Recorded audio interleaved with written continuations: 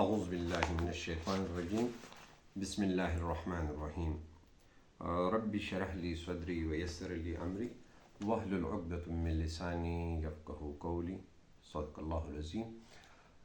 زما د روشنی کې سفر یعنی د رڼا د سفر سامعین او ناظرین السلام علیکم. الحمدلله د روشنی کې سفر د چینل لومبۍ ایجوکیشنل ویډیو چې دی د هغې آغاز کوو.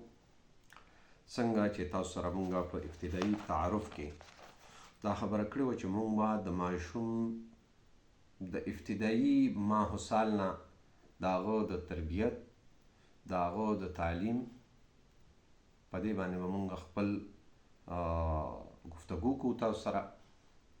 مونږ شروع کوو د ماشوم د پیدایش نه قبل، یعنی مطلب دا چې څنګه چې ما ویلو چې د ماشوم تربیت د مور په خېټه کې چې کله ماشوم وي د هغه ټایم نه دا شروع کیږي. په هغې کې بنیادي طور د مور د غذا خیال ساتل، هغې ته پرسکونه ماحول ورکول، دا به د دې ماشوم په جسماني صحت او د هغه په ذهني صحت به اثرانداز کیږي. نو پکار دا ده چې مونږ د هغه حامله خواتین د زنانو خیال وساتو کوم چې دی د هغې الله تعالی ورته ماشوم په نصیب کړي وي.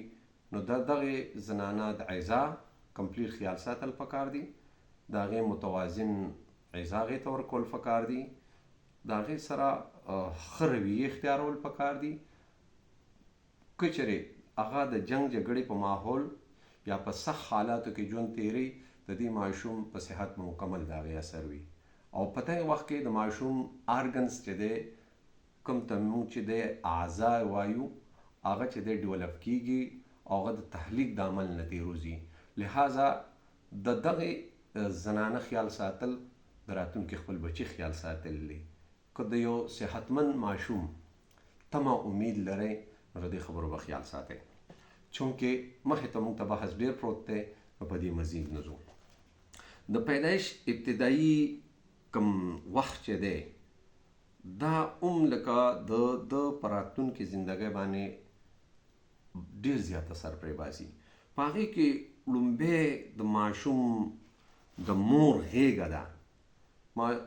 ماشوم چې دی د مور نه چې کوم خبرې زده کوي هغه د ده په راتلونکي ژوند باندې اثر پرېږدي. یعنې موږ ویلی شو چې لومبۍ مدرسه د ماشوم د مور غېږه ده، یعنی د مور رویې دا د ماشوم په ژوند باندې ډېر زیات اثر انداز وي.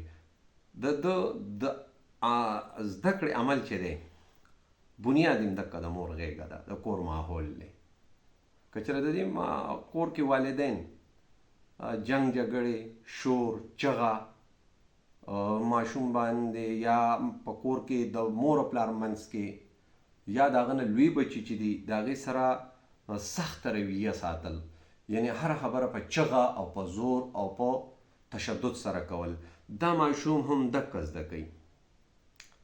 دا ماشوم د دغې کور یو نمونه ده د دې ګریجه ده. د دې ماشوم تجزیه چې دی کله رالوی شي د 3 کالو شي او بهر ته راشي د ده په رویو به د کور اثري. لہذا دا ډېر زیات نازک ټایم دی. په دې وخت کې د ده ټوټل صلاحیتونه چې دي هغه ترقي مومي او هغه کافي کېږي د مور پلار نه، ده ته کافي کېږي. دا فوټوسټیټ ماشین دی. څه چې مور پلار د کور ماحول هغه به چې دی په دې ماشوم کې چې دی نمایي. که په دې کور کې د محبت ماحول مور پلار منځ کې رویه بهتري، د هغې په منځ کې چې دی مینه محبت سره خبره کېږي، چغه شور نه، دا ماشوم به قاعده پیژني نه چې قاعده څه ته وایي. تشدد به دی بالکل نه پیژني، دی به یو ملایم صاف ذهن والا انسان وي. لہذا دا ډېره زیاته ضروري ده. دی په سترګو لیدل کوي او د هغې اثر علي. حالانکې دا د 2 کالو دی، خو د ده لومبی لفظ چې دی پا ما دا 2 الفاظ وایي. دا د ده قریب رشتې دي، قریب استادانې دي. د دې 2 استادانو نه به دوی چې دی نو دا ماشوم چې دی ابتدایي علم علي.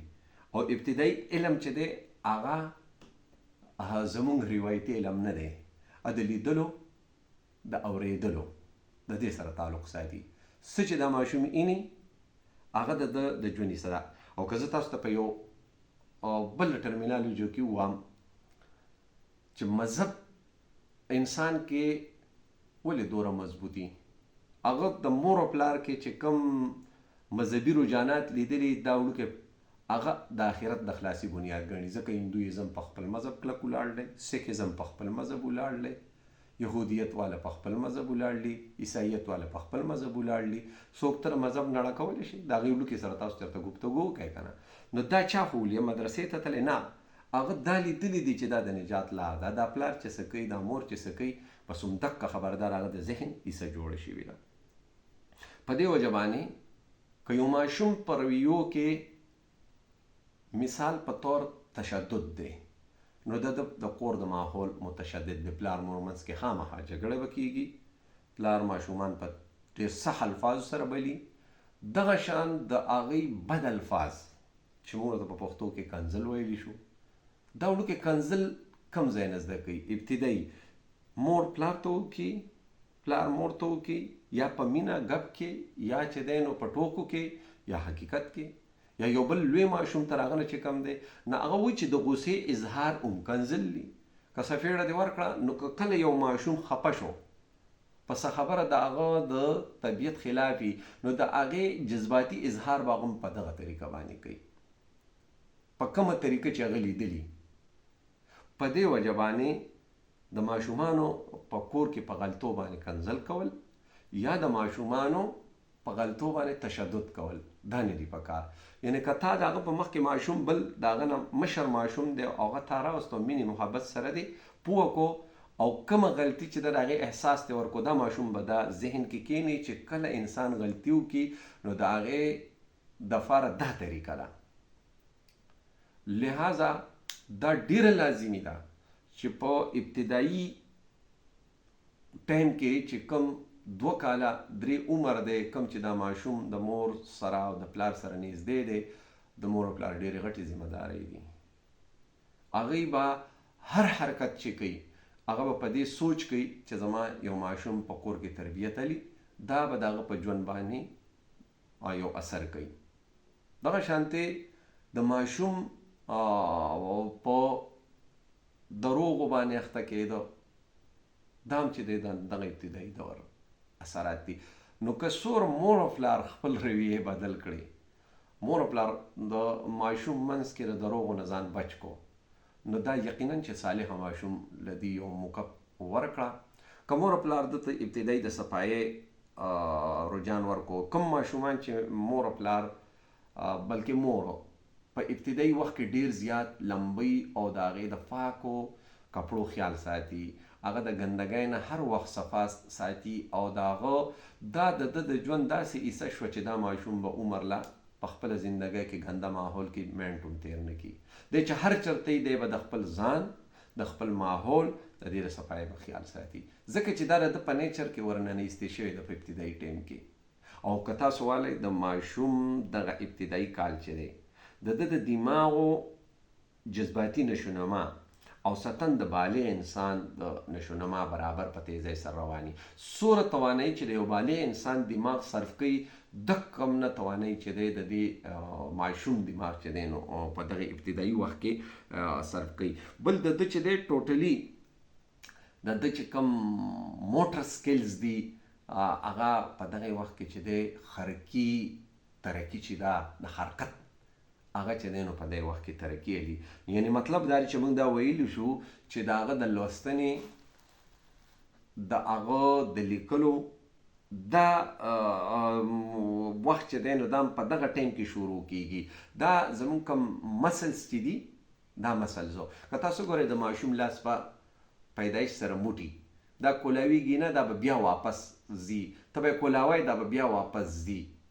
دا د پیدایش سره دننه چې کوم د ماشوم د مو والدې په دننه خېټه کې وي نو دا لاسونه قشان بني، دا د وخت سره بیا حرکت کوي.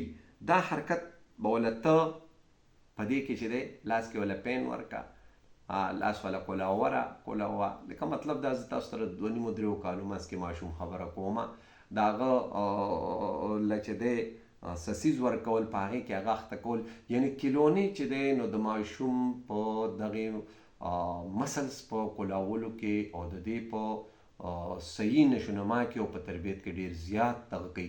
ماشوم ته کلونې کېښودل، هغه چې دی نو په هغې باندې د هغه د ګوتو حرکت کول، د هغه نه سیز اخسته، هغه ته سیز ورکول، د هغه له وخت ورکول او د ماشوم سره خبرې کول. په کوم کور کې چې د ماشوم سره په دغه ابتدایي ټایم کې ډېرې خبرې کیږي، دا ماشوم به ډېر زر خبرې زده کوي.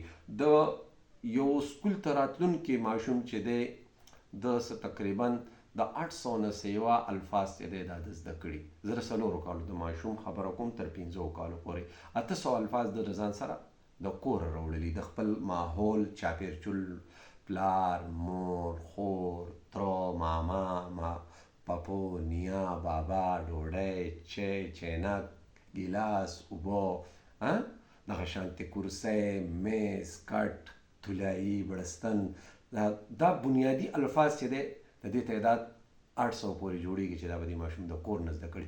یعنی زما د خبرې مقصد دا دی چې تعلیم د مور د خېټې نه شروع کیږي او دا ابتدایي کم 4 کالې چې دي دا د پرایمري ایجوکیشن لپاره چې دی بیس او بنیاد دی.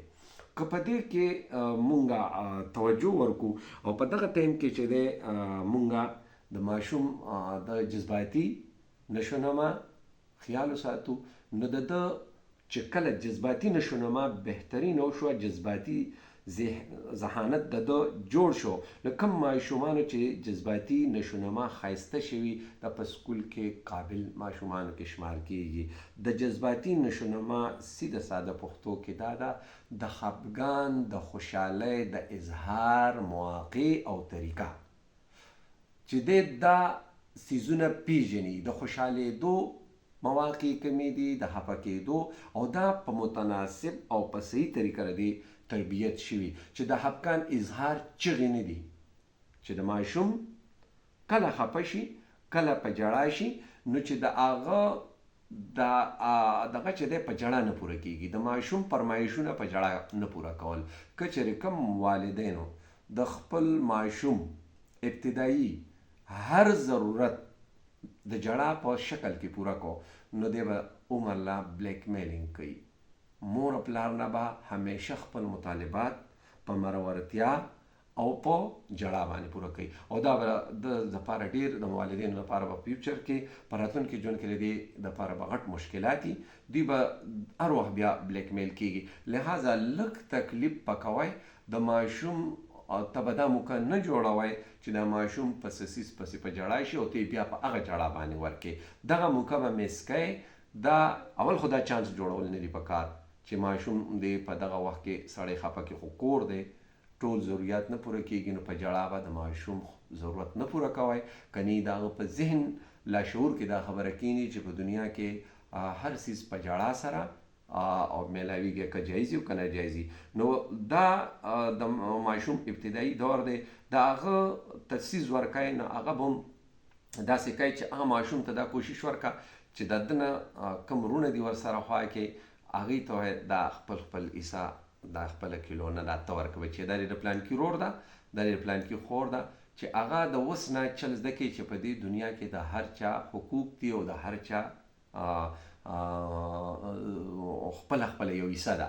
که چېرې فرض کو دې کې والدین کله کله داسې وکړي دا پلانکي وړوکی نازولی دی یا دا پلانکي وړوکی ډېر په ما ګران دی، لہذا نو دا د باقي وړو په نشونما هم ډېر بد اثر غورځي او دا ماشوم هم ځان سپیشل حساب کړي.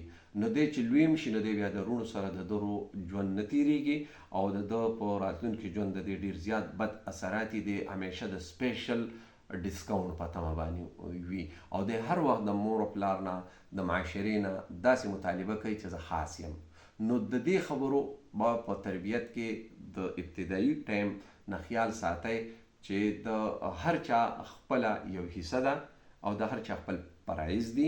په دغه وړوکوالي کې دې ماشوم ته د دغه مطابق څه لږې لږې ذمه دارۍ کیلونه ولې نه، دا کیلونه هغه ځای ته که، دا کیلونه دې ورور له ورکه، دغه څیز د ده په لاس تقسیمول نو هغه به د اوس نه د احصار او د قربانۍ او د نورو د حقوقو د خیال وساتلی شي. نو زما د نننی دغه چې دی د بحث یا د نننی ټاپک یا د نننی موضوع بنیادی مقصد د بچی په تربیت کې، په جسمانی کې او معاشرتی کې او جذباتی کې او ټولو په دې نشونما کې د والدینو ډیر زیات کردار دی. نو موږ به دا ټاپک مخې ته انشاءالله په راتلونکي ویډیو کې جاري ساتو. کله چې ماشوم موږ د 4 کالو قابل کو نو انشاءالله مخې ته به د استاد صاحب او د معاشرې کومې ذمه دارۍ او د کور به بیا په شریکه وایو. فلحال زموږ صرف ټاپک لا د والدینو په ذمه دارو دی. ستاسو ډیره زیاته مننه، شکریه. السلام علیکم ورحمة الله وبرکاته.